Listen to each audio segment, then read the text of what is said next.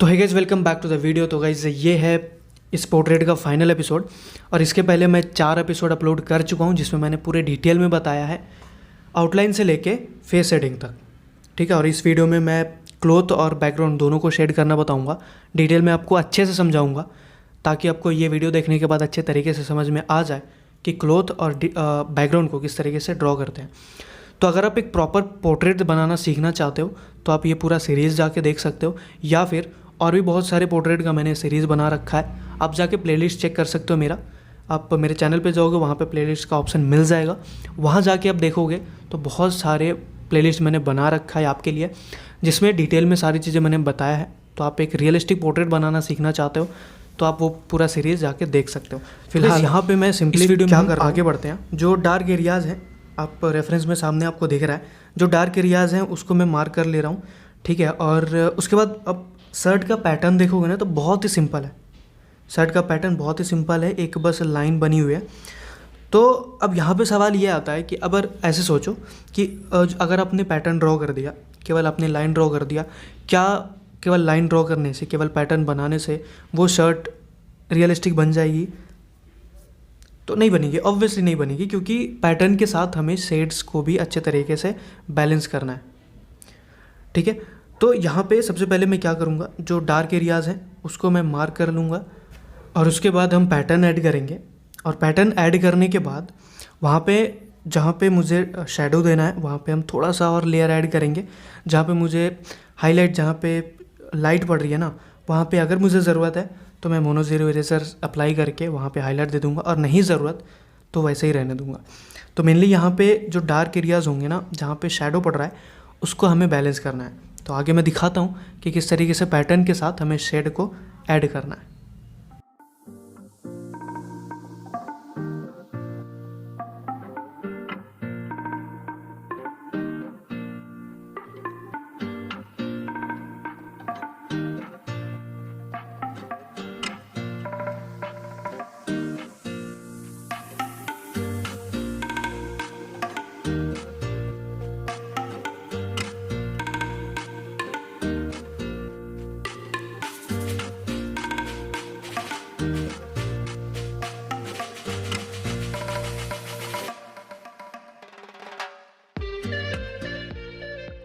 तो गाइस यहाँ तक हमारा काम हो गया है, और यहाँ पे मैंने क्या किया है, बिल्कुल सिंपल सा प्रोसेस किया है।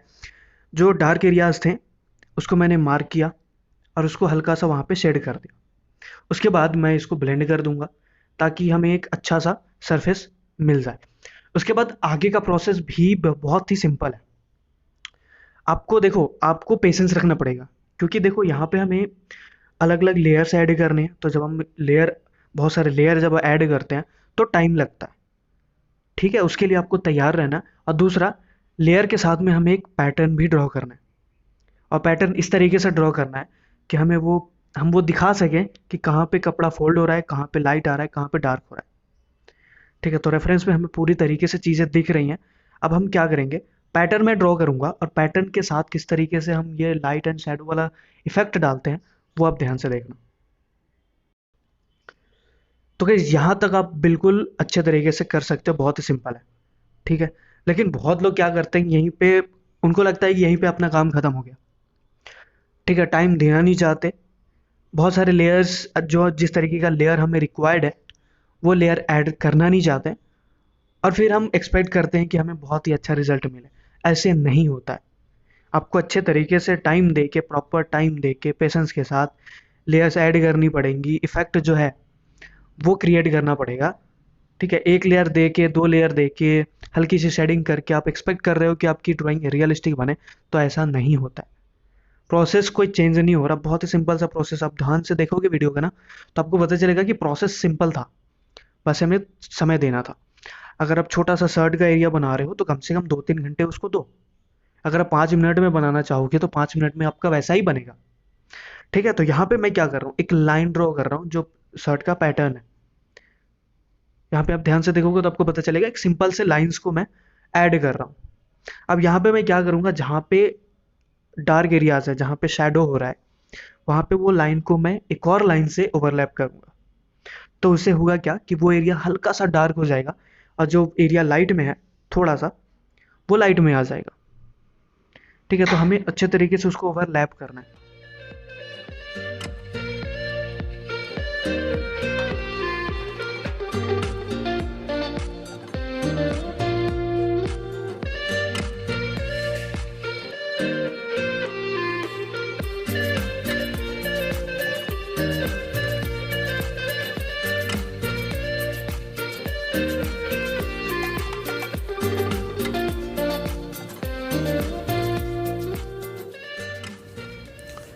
तो गाइस यहाँ पे मैं क्या करूँगा, जो एरिया डार्क है उसको मैं कंप्लीट डार्क कर दूँगा। और यहाँ पे मैं हाईएस्ट ग्रेड की पेंसिल यूज़ कर रहा हूँ, जो कि है एडबी पेंसिल। अगर आपके पास 10 भी है आप वो भी यूज़ कर सकते हो। सीधा हमें वो एरिया जो डार्क है उसको हमें कंप्लीट डार्क करना है, क्योंकि यहाँ पे पैटर्न कुछ है नहीं। जो डार्क एरियाज है वहाँ पे कोई पैटर्न नहीं है, तो हम उसको डायरेक्ट डार्क कर सकते हैं। तो पहले मैं मार्क कर ले रहा हूँ कि कौन सा एरिया हमें कंप्लीट डार्क चाहिए और कौन सा एरिया पे पैटर्न है। तो वो डार्क करने के बाद उसके बाद मैं पैटर्न ड्रॉ करूँगा। और पैटर्न ड्रॉ करने के लिए मैं यूज़ करूँगा 4B पेंसिल, क्योंकि वो उसकी जो डार्कनेस है वो मीडियम है। अगर मैं HB यूज़ करता हूँ तो बहुत ही लाइट हो जाएगा, और अगर मैं 8B यूज़ करता हूँ तो बहुत ज़्यादा डार्क हो जाएगा। तो पैटर्न जो है वो मीडियम डार्कनेस की है, तो वहाँ पे 4B बहुत ही बढ़िया डार्कनेस मुझे देगा पैटर्न के साथ, तो मैं वहाँ पे 4B पेंसिल यूज़ करूँगा। बट अगर आपके पास अप्सरा की है या फिर ऐसे सस्ते पेंसिल्स हैं, आर्ट लाइन है, तो आर्ट लाइन का 4B पेंसिल बहुत अच्छा है। आप आर्ट लाइन का भी फिर 4B पेंसिल यूज़ कर सकते हो। बट अगर आपके पास फैबर कैस्टल या फिर अप्सरा की है तो उसका मैं रिकमेंड करूँगा कि आप उसका 6B लो, क्योंकि वो पेंसिल्स जो हैं वो ज़्यादा डार्क नहीं है, तो 6B आपको एक अच्छा डार्कनेस देगा जैसा आपको चाहिए। तो आप वो यूज़ करो। उसके बाद पैटर्न हम ऐड करेंगे। उसके बाद मैं एक और चीज़ बताता हूँ जो कि बहुत ज़्यादा इंपॉर्टेंट है। तो ये ड्रॉ करने के बाद मैं वो चीज़ आपको बताता हूँ। तो गाइज़ यहाँ तक हमारा काम कंप्लीट हो चुका है, और यहाँ पे मैंने ब्लेंडिंग के लिए हार्ड ब्रश यूज़ किया था। आप भी यूज़ कर सकते हो, बहुत ही अच्छा रिजल्ट देखने को मिलता है। तो इसके ऊपर मैंने एक वीडियो भी बनाया था प्रॉपर कि हार्ड ब्रश मैं क्यों यूज़ करता हूँ ब्लेंड करने के लिए। तो आप जाके देख सकते हो मेरे चैनल पे, या फिर आपको आई बटन में यहाँ पे लिंक मिल जाएगा। ओके, इसके बाद आगे बढ़ते हैं। यहाँ पे आप शर्ट को ध्यान से देखोगे तो आपको एक पैटर्न देखने को मिलेगा। वो पैटर्न मैं सिंपली यहाँ पे ड्रॉ कर रहा हूँ, और पैटर्न भी बहुत सिंपल है, एक लाइन ड्रॉ करना है इस तरीके से। अब यहाँ पे मैं सिंपली एक लाइन ड्रॉ कर दूँगा। उसके बाद लाइन ड्रॉ करने के बाद हमें ये दिखेगा कि वो जो एरिया है जहाँ पे मैंने पैटर्न ड्रॉ किया, वहाँ पे वो जो एरिया है वो फ्लैट दिख रहा है, क्योंकि हमने सिंपली बस एक लाइन ड्रॉ किया जिसका शेड बिल्कुल सिमिलर है, तो वो ऑब्वियसली फ्लैट ही दिखेगा। तो आगे हमें क्या करना है, वो पैटर्न ड्रॉ करने के बाद यहाँ पे हमें जहाँ पे फोल्ड है, कपड़ा जो फोल्ड हो रहा है उसको ड्रॉ करने के लिए, उसको दिखाने के लिए हमें एक्स्ट्रा शेड को ऐड करना पड़ेगा। और वो कैसे करना है ध्यान से देखो आप। तो गाइस इस तरीके से हमने शेड को ओवरलैप कर दिया है, और यहाँ पे भी मैं 4B पेंसिल को ही अगले लेयर में भी यूज़ कर रहा हूँ। और ये ऐड करने के बाद मैं इसको ब्लेंड कर दूँगा ताकि हमें एक अच्छा सा इफेक्ट देखने को मिले। और यहाँ पे मैं मीडियम हार्डनेस की ब्रश मैं यूज़ कर रहा हूँ, जो मेकअप ब्रश है मेरे पास, उसको मैं यूज़ कर रहा हूँ यहाँ पे ब्लेंड करने के लिए। ठीक है, तो इस तरीके से हम फोल्ड को ड्रॉ करेंगे। ठीक है, अब आगे का प्रोसेस भी बिल्कुल सिमिलर है। अब ध्यान से बस देखो कि किस तरीके से मैं पैटर्न को ऐड कर रहा हूँ। उसके बाद मैं वहाँ पे अलग अलग शेड्स ऐड कर रहा हूँ जैसा मेरा रिक्वायरमेंट है। जहाँ पे कंप्लीट शैडो है वहाँ पे मैं कंप्लीट डार्क करूँगा, जहाँ पे मिड टोन है, जहाँ पे हल्की सी लाइट आ रही है और थोड़ी बहुत वहाँ पे शैडो भी है, तो वो किस तरीके से मैं आगे ड्रॉ करता हूँ ध्यान से देखो। देख के समझना और ऑब्जर्व करना बहुत ज़्यादा ज़रूरी है।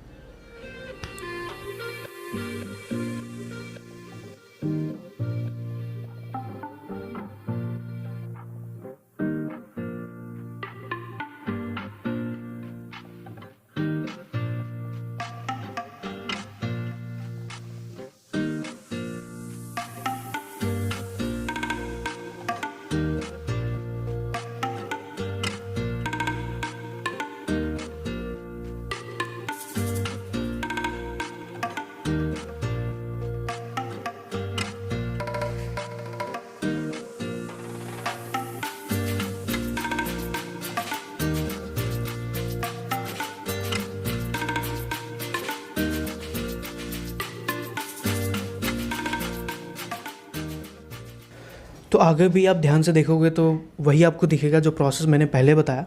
पहले मैंने एक पैटर्न ड्रॉ किया जो कि मुझे रेफरेंस में दिख रहा था कि लाइंस जो है, पैटर्न के जो लाइंस हैं वो किस डायरेक्शन में है। सिंपली मैंने वो ड्रॉ किया। उसके बाद हमें पता था, जो मैंने मार्क कर रखा था कि कौन सा एरिया लाइट में है, कौन सा एरिया शैडो में है और कौन सा एरिया कंप्लीट शैडो में है जहाँ के बिल्कुल ही डार्क है, वो चीज़ मुझे पता था। उसके बाद मैंने वही पैटर्न को ओवरलैप किया जहाँ पे शैडो था, तो एक पैटर्न मैंने यहाँ पे बनाया है।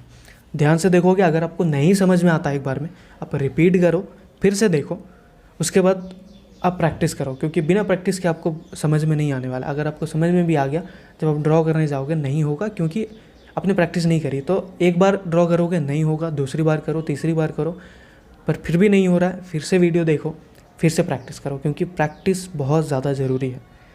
वीडियोस मैं हमेशा से बताता आया हूँ कि वीडियोस देखो ना देखो, प्रैक्टिस ज़रूर करो हर एक चीज़ की। ओके, तो शर्ट को हमने अच्छे तरीके से ड्रॉ कर लिया है और आप कमेंट में ज़रूर बताना कि कैसा ड्रॉ हुआ है, और ये भी बताना कि आपको समझ में आया या नहीं। और अगर नहीं आया है तो और भी अच्छे तरीके से और भी डिटेल में मैं समझाने की कोशिश करूँगा, या फिर अगर आपको इसका रियल टाइम वीडियो चाहिए मैं वो भी आपको प्रोवाइड कर दूँगा अगर आप कमेंट करो तो। ठीक है, आगे बढ़ते हैं बैकग्राउंड की तरफ, और बैकग्राउंड को किस तरीके से शेड करना है वो मैं आपको बताता हूँ।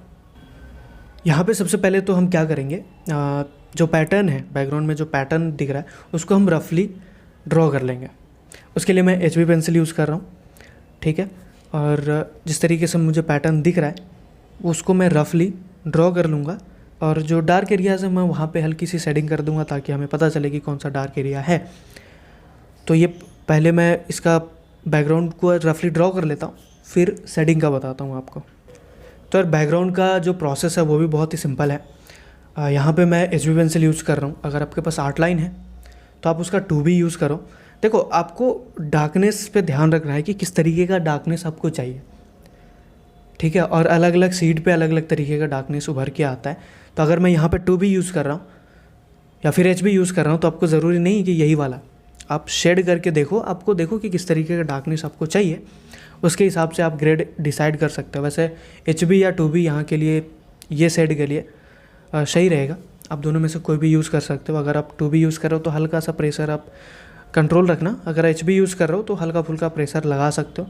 तो यहाँ पे मैं जो पैटर्न है, जहाँ पे डार्क एरियाज़ है, उसको मैं मार्क करके एक पैटर्न जिस तरीके का है फर्स्ट लेयर दे दूँगा। और यहाँ पे भी सिमिलर है, सारी चीज़ें मैंने बता रखा है और आपको भी पता है, कुछ मुश्किल सा प्रोसेस नहीं है। आपको ना एक चीज़ ध्यान रखना है, जब भी आप ब्लर बैकग्राउंड ड्रॉ कर रहे हो तो आपको एक चीज़ का ध्यान रखना है। अगर आपने वो ध्यान नहीं रखा, आप कितना भी अच्छा ड्रॉ कर लो, बैकग्राउंड आपका ब्लर और रियलिस्टिक नहीं दिखेगा। देखो, ये पैटर्न मैंने बना दिया और उसको मैं शेड कर दूंगा, उसके बाद ब्लेंड कर दूंगा, सब हो जाएगा। लेकिन जिस तरीके से मैंने फेस को ड्रॉ किया या फिर शर्ट को ड्रॉ किया, वहाँ पे आप देखोगे जो एजेस हैं, अब शर्ट पे देखो, कॉलर पे देखो, जो एजेस हैं बहुत शार्प है, ठीक है। यहाँ पे आपको एजेस को सॉफ्ट रखना है। एज हैं, जो भी पैटर्न, जो भी चीज़ आप बैकग्राउंड में ड्रॉ कर रहे हो, आपको एज पे, मतलब जो एज होगा ना, वहाँ पे आपको ब्लेंडिंग स्टाम्प से वो एज को ब्लेंड करना, ताकि जो एज है वो शार्प ना दिखे, सॉफ्ट दिखे, ठीक है। बाकी प्रोसेस में कुछ खास नहीं है। तो जहाँ पे मैं एजेस को सॉफ्ट कर रहा हूँ वहाँ पे मैं आपको सीधा लेके चलता हूँ और वहाँ पे मैं अच्छे से समझाने की कोशिश करता हूँ। वो चीज़ अगर आप समझ गए तो आपको ब्लर बैकग्राउंड बनाने में और इस तरीके का बैकग्राउंड बनाने में आपको बिल्कुल दिक्कत नहीं आने वाली है। फटाफट से हो जाएगा, ज़्यादा टाइम भी नहीं लगा था, मुझे आधा 1 घंटा लगा होगा आई गेस, तो ज़्यादा टाइम भी नहीं लगता। और आपका ये जो बैकग्राउंड है बहुत अच्छे तरीके से उभर के आता है। अगर आपने एजेस को अच्छे तरीके से हैंडल नहीं किया तो कितना भी अच्छा बना लो, वो ब्लर जैसा जो इफेक्ट दिखना चाहिए वैसा नहीं दिखेगा। अब यहाँ पे मैंने जैसा कि बताया कि एजेस को आपको अच्छे तरीके से, एजेस पे भी आपको ब्लेंडिंग करनी है। तो यहाँ पे आप देखो, एजेस को भी मैंने अच्छे तरीके से ब्लेंड कर दिया ताकि वो जो इफ़ेक्ट है ब्लर वाला वो अच्छे तरीके से हमें देखने को मिले, और जो स्ट्रक्चर है पीछे उसका जो एज है वो सॉफ्ट हो जाए।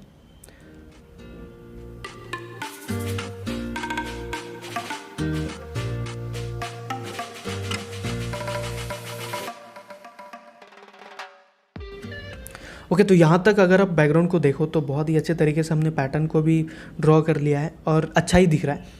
बट इसको थोड़ा और रियलिस्टिक बनाने की कोशिश करते हैं और सेम प्रोसेस जो भी मैंने स्टेप्स अभी फॉलो किया, जो सारा काम किया अभी मैंने फर्स्ट लेयर में HB पेंसिल के साथ, अब यहाँ पे मैं यूज़ कर रहा हूँ 4B पेंसिल, और सेम प्रोसेस आपको करना है। जहाँ पे मैंने बस आपको क्या होगा, ये जो शेड है बैकग्राउंड का वो थोड़ा सा डार्क हो जाएगा। अगर उसके बाद भी आपको लगता है कि थोड़ा सा और डार्क होना चाहिए तो आप 6B यूज़ करो या फिर 4B को ही वापस से अप्लाई कर दोगे, सेम प्रोसेस, तो आपको जितना डार्कनेस चाहिए वो आपको मिल जाएगा।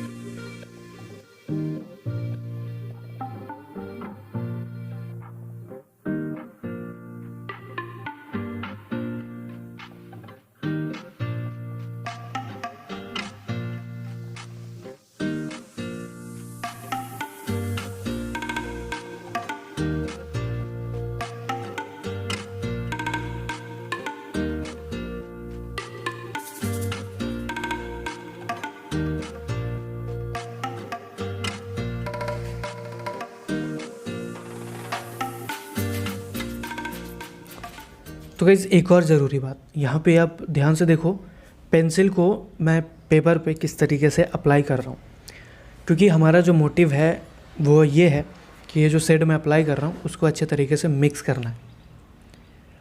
और अगर आपने इस तरीके से अप्लाई कर दिया पेंसिल को कि वो मिक्स ही नहीं हो रहा, तो जिस तरीके का आप रिज़ल्ट चाहते हो वैसा आपको देखने को नहीं मिलेगा।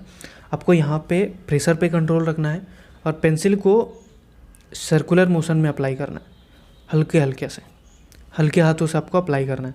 अगर आपने प्रेशर लगा दिया, कहीं पे इस तरीके से लाइन खिंच गई जो कि मिक्स नहीं हो पाएगा, तो आपको जो स्मूथ रिज़ल्ट चाहिए ना वो देखने को नहीं मिलेगा। तो ये चीज़ भी प्रैक्टिस से ही आएगी।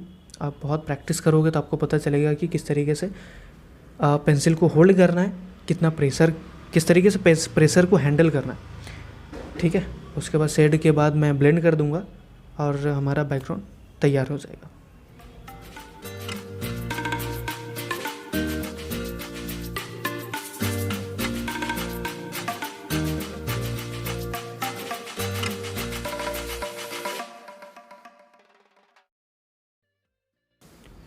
तो बस गाइस आज के वीडियो में इतना ही।